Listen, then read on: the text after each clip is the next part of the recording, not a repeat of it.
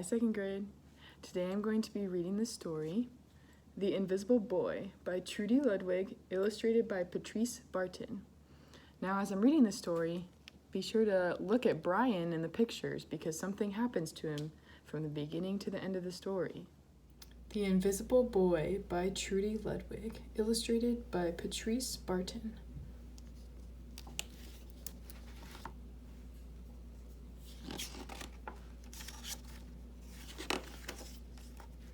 Can you see Brian, the invisible boy? Even Mrs. Carlotti has trouble noticing him in her classroom. She's too busy dealing with Nathan and Sophie. Nathan has problems with what Mrs. Carlotti calls volume control. He uses his outside voice inside too much. Sophie whines and complains when she doesn't get her way. Nathan and Sophie take up a lot of space. Brian doesn't. When the bell rings for recess, Micah and JT take turns choosing kids for the kickball teams. The best players get picked first. Then the best friends of the best players. Then the friends of the best friends. Only Brian is left, still waiting and hoping.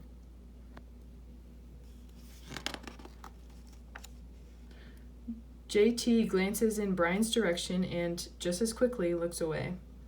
"We've got enough players for each team," he tells the others. "Let's play ball."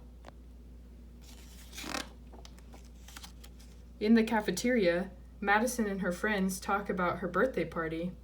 "The rope swing over the pool was awesome," says JT.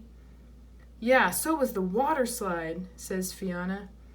"That was the best pool party ever." "I'm so glad you guys had fun," says Madison. Everybody did, except Brian. He wasn't invited.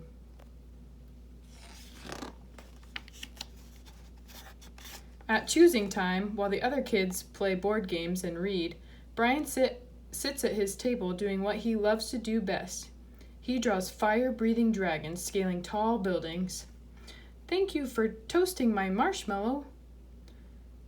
Space aliens locked in intergalactic battles. "I got you now." Greedy pirates digging for treasure. "Crackers! Arg! Yay!" And superheroes with the power to make friends wherever they go. "Hi! Hi, friend! Have a cookie!" On Monday morning, Mrs. Carlotti introduces Justin, a new student, to the class. Brian smiles shyly at him. Some of the other kids sneak looks at Justin, trying to figure out if he's cool enough to be their friend. They haven't quite made up their minds yet. At lunch, Madison and JT watch Justin eat with chopsticks. "What's that?" asks Madison as she points at Justin's food. "It's bulgogi." What?" "Bulgogi. It's Korean barbecue beef. My grandma made it for me. It's really good. Do you want to try some?" "There's no way I'd eat booger gogi." And the kids laugh, all of them. That is, except Brian. He sits there wondering which is worse, being laughed at or feeling invisible. The next day, when Justin goes to his cubby to put away his backpack, he notices a piece of paper with his name on it. "Justin, I thought the bulgogi looked good." Brian, "Yum." At morning recess, Brian finds a piece of chalk on the ground and starts drawing away. "You're Brian, right?" "Yeah." "Thanks for the note." "Hey, Justin," Amelia calls out from the tetherball court. "You're up next." "Sorry, I gotta go," says Justin. "By the way, that's a really cool drawing," he adds before taking off. Back in class, Mrs. Carlotti asks the kids to team up in 2s or 3s for a special project. The kids scurry around the room to pair off. Brian heads towards Justin. "I'm already with Justin," says Emilio. "Find someone else." Brian looks at the floor, wishing he could draw a hole right there to swallow him up. "Mrs. Carlotti said we can have up to 3 people in our group. We're only 2. Come on, Emilio. Let him work with us." Okay, I guess. Mrs. Carlotti gives the class directions for the project. Your assignment is to work together to write a story about what you see in that photograph. Use your imagination and have fun. Whoa, cool, says Emilio. What kind of people do you think would live in houses like that? I don't know, but I bet Brian could draw them to go with our story, says Justin. Brian smiles as he takes out his lucky pen.